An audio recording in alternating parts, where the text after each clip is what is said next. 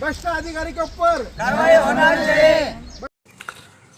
शिरपूर तालुक्यातील पळसनेर येथील रिचापाडा ते मध्य प्रदेशातील अंबापाणी गावांना जोडणाऱ्या पुलाचा भराव पहिल्याच मुसळधार पावसात वाहून गेल्याची घटना 2 दिवसापूर्वी समोर आली होती।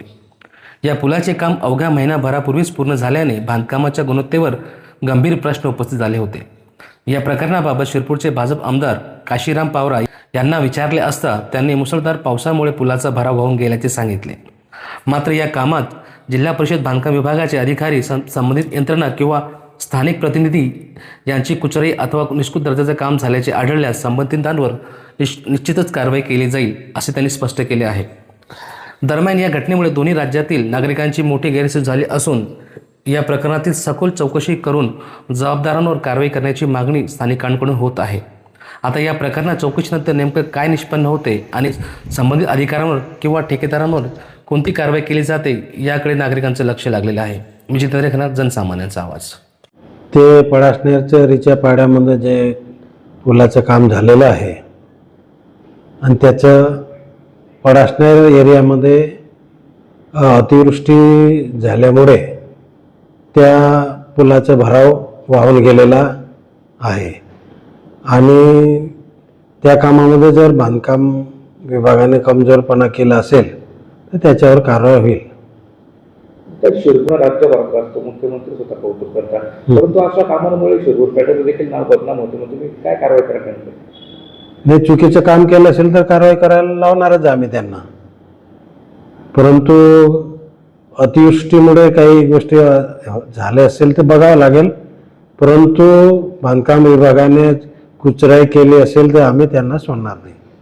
दादा, ज्या प्रकारे स्थानिक लोकांनी त्या ठिकाणी मोठ्या पुलची मागणी केली होती, कारण की अंबापाणी ते जे गाव आहे तर त्या गावाला लागण्यासाठी एक हात तो असं दरी असल्याने त्या ठिकाणी तो उंच असला पाहिजे अशी लोकांची मागणी होती। मात्र छोटासा एक ब्रिज बांधण्यात आला, तोही अतिशय कमकुवत होता किंवा तो त्याच्यामध्ये काहीतरी निष्कृत दर्जा वापरला गेला अशा स्थानिक लोकांचाही आरोप आहे। आणि म्हणजे 1-3 महिना होते आणि तो पूल वाहून जातो की तो भरा वाहून जातो, तर या संबंधी आपल्या दृष्टीला आपण त्याला योग्य ठेवणं कितपत तुम्हाला योग्य वाटतं? नाही, अतिवृष्टी झाली समजा तर त्याच्यामध्ये खूपच पाऊस पडला तर बंधारा बी बांधलेला असता तर तो बी तुटून जातो।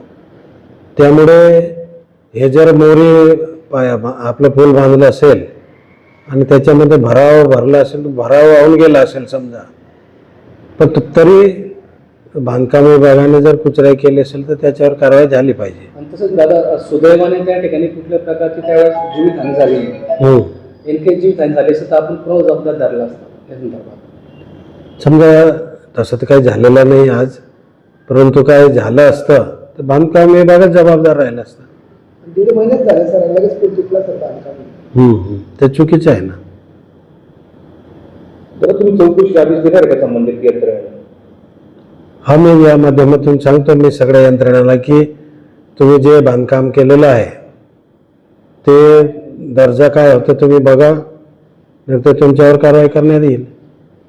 सर, संबंधित जे ज्युनियर इंजिनियर आहेत त्यांना BDO साहेबांनी कॉल केला असता त्यांनी अशा प्रकारे उत्तर दिलं की तिथला फक्त भराव निघून गेलाय, पण स्ट्रक्चर तसंच आहे असं त्यांनी सांगितलं। मात्र प्रत्यक्ष पाहणी करत असताना आम्ही त्या ठिकाणी पाहिलं की त्या ठिकाणी तो ज्या प्रकारे तो भराव तर गेलाच गेला, पण स्ट्रक्चरला देखील त्या ठिकाणी स्लॅब तो असा कोलॅप्स झालाय, कुठे ना कुठे त्या ठिकाणी तळे पडले, तो ब्रिजला तळे पडले असताना देखील त्यांनी अशा प्रकारे जे खोटं सांगणं, मग यामधून काय निष्पन्न होतं? नाही, हे तडे जर पडले असेल तर ते चुकीचं काम झालेलं आहे। आणि समजा अतिवृष्टीमुळे भराव जर वाहून गेला असेल आणि त्यांचं स्ट्रक्चर जर चांगलं असेल तर अतिवृष्टीमध्ये भराव गेला असं आपण समजायचं, पण बांधकामाला जर तडा गेला असेल तर त्यांचं काम चुकीचं आहे। अजून त्यांनी एक गोष्ट सांगितली की ज्या प्रकारे तिथं जे काम झालं, हा तो रिचापाडा आणि अंबापाणी हे जे गाव आहे हे आदिवासी बहुल भागाचं गाव आहे आणि या ठिकाणी जे काम जे करण्यात आलं या कामामध्ये स्थानिक जे सरपंच आणि जे ग्रामसेवक आहेत यांनी ते काम केलं आणि फक्त त्याच्यावर देखरेख केली आहे अशी त्यांनी आपली भूमिका त्या ठिकाणी स्पष्ट केली। याविषयी आपण तुम्ही काय सांगणार सर? ते तपास करावा लागेल, मला त्याच्यातलं काही माहिती नाही कोणी केलं ते। ओके।